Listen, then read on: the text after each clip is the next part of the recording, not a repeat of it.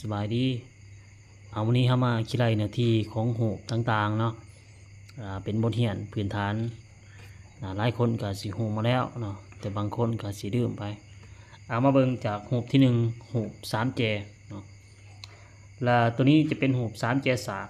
เนาะสามแจสากมีมุมหนึ่งเป็นมุมสากทีนี้การคิดไรเนื้อที่กับแมน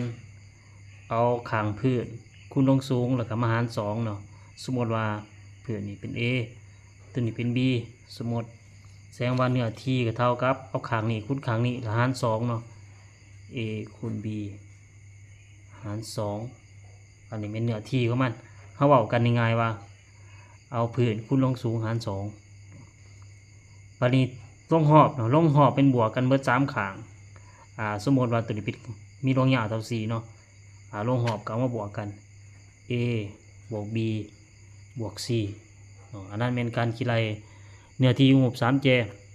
ปณิธานเป็นแบบนี้เด้บัดนี้กรณีขางมันบ่มีมุมสากเนาะเขาก็ต้องสอกลงสูงของมันเนาะลงสูงก็คือขีดตะจอมลงมาให้มันต่างสากกับขางพื้นมันนี่ฉะนั้นเนื้อที่ก็คล้ายๆกันเนาะเกาขางพื้นเนาะคูณลงสูงหารสองสมมุติว่าลวงยาวตัวนี้เท่าA แล้วลวงสูงนี่เท่า B สมมติเกาพื้นคูณลงสูงหารสองเนาะสูตรเดียวเนาะต่างแต่ว่าลักษณะของหู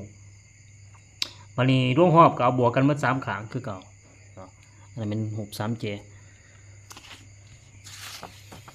เดี๋ยวมาเบิ่งตัวที่2เป็นหูสี่เจสากหูสี่เจสากเนื้อที่นี่เป็นเอาขางคูณขางเนาะสมมติว่าตัวนี้มันร่วงยาวเท่า A ตัวนี้เท่า B แสดงว่าเนื้อที่ก็เท่ากับ A คูณ B วันนี้ร่วงหอบ ร่วงหอบนี่ก็แม่นบวกกันเมื่อ4ขางเนาะบวกกันขางนี้บวกขางนี้บวกขางนี้บวกขางนี้เนาะแต่ว่า2ขางนี่เท่ากันแต่2ขางนี่เท่ากันเราอาจจะเขียนสูตรแบบนี้ก็ได้2เทื่อของ A บวก B บัดนี้ต่อมาเป็นหูจัตุรัสหูจัตุรัสกับเป็นตัวอย่างว่าเนื้อที่หูจัตุรัสนี่มันจะเท่ากันเบิดสุขางเนาะ4ขางนี่มันเท่ากันแสดงว่าเนื้อที่เขาเอา A คูณ A ขางคูณขางก็เป็น A กำลัง2เนาะหรือว่าสิเอา A คูณ A คือกับ6ตัวนี้ก็ได้เนาะมันนี้ร่วงหอบกับบวกกันเบิด4ขางเนาะมันในเมื่อมันเท่ากันก็สิประมาณเป็น 4A เนาะอันนั้นเป็นหูจัตุรัส